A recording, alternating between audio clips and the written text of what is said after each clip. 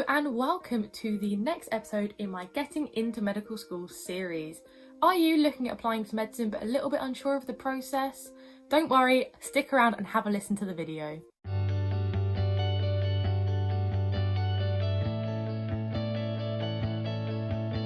Hello everybody and welcome back. For those of you that are new here, my name is Jordan and I'm a first year medical student at the University of Lincoln, and today I'm going to be talking to you all about the application process to get into medical school.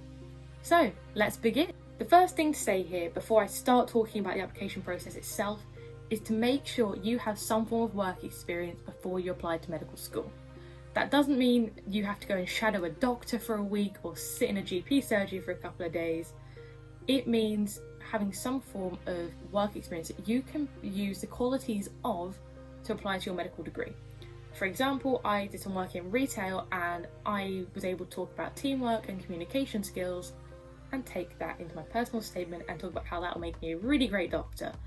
So you haven't got to do something medical, you just have to do something that lets you show you have skills that are suited to dealing with people. And especially at a time when we're in a pandemic, it's hard to get work experience in the medical field, and universities understand that, and that is okay. So don't worry if you haven't managed to get some medical work experience. Next up in the application calendar is applying to sit the UCAT entry exam, or the UCAT. I'll have it here, whatever it's called. What that is an aptitude test that most medical schools will be looking at. Some universities want a different entry exam called the BMAT, but most of them want the UCAT.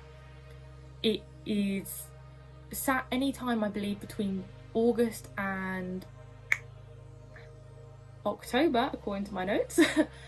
And it's similar to doing your driving theory test. And for me, it was actually in the exact same place. It's all done on the computer and you get your results instantly, which means you're not having to stress about, oh no, what did I get? Once you've done that, you will be thinking about your personal statement and where you want to apply to university. I recommend doing your UCAT over your summer holidays, so you haven't got to worry about doing it while studying in year 13.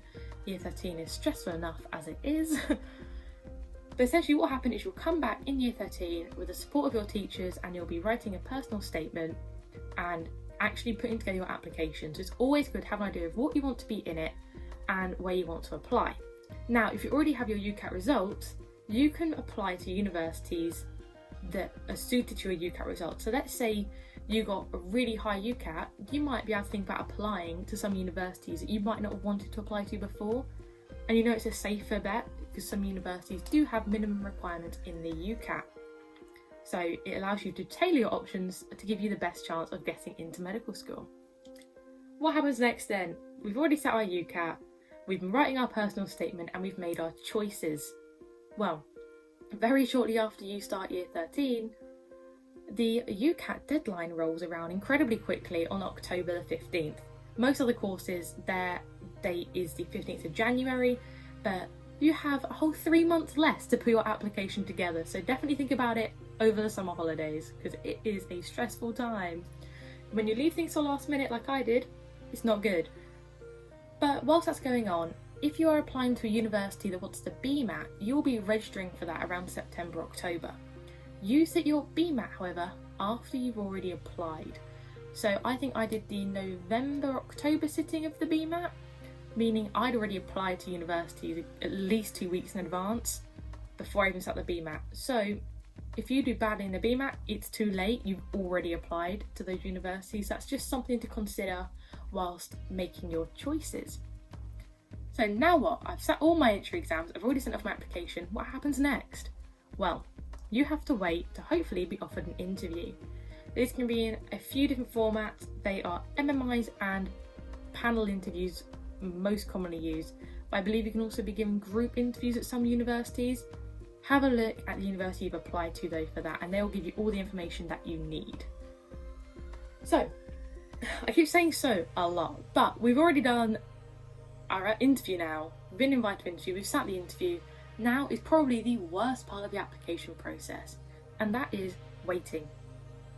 You just have to wait until you get an offer or rejection.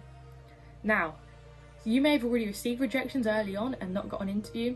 I had 2 rejections before I had any offers of interview, and it can be demoralising, but just focus on those universities that haven't got back to you, because most of the time no news is good news, which happened to me. I had my 2 rejections and then got offers for interview. So if you get rejections, don't stress out too much, you have other options, and if it all goes wrong, clearing, reapply, you'll be fine. Have a look at my Routes into Medicine video. Once you have your offer, fingers crossed, you'll have to go and sit your A-levels, and then provided all goes well, you'll start university and your application process is over. So there is your generic overview of the application process into medicine. Hang around, I'm just going to give you a little bit of a flowchart and timeline. I thought it'd be helpful to just summarise with a nice visual flowchart timeline thing. If anyone wants a copy of this as like a PDF, just message me maybe on my Instagram, which is @thefuturemedic. Drop a comment down below and I will get this sent to you, because it is quite a nice visual, simplistic way of seeing what the process to medicine is. I hope you all found that useful. If you do have any other questions, please just drop a comment down below and I will try to get around to answering it in another video, because I will be doing specific videos on each of those timeline points. So yeah, again, if you have enjoyed it and found it informative, please put a like on this video. And if you want to see more, as I will be releasing more and telling you how to get into medical school, hit subscribe and maybe even hit that notification bell so you know when I start releasing more.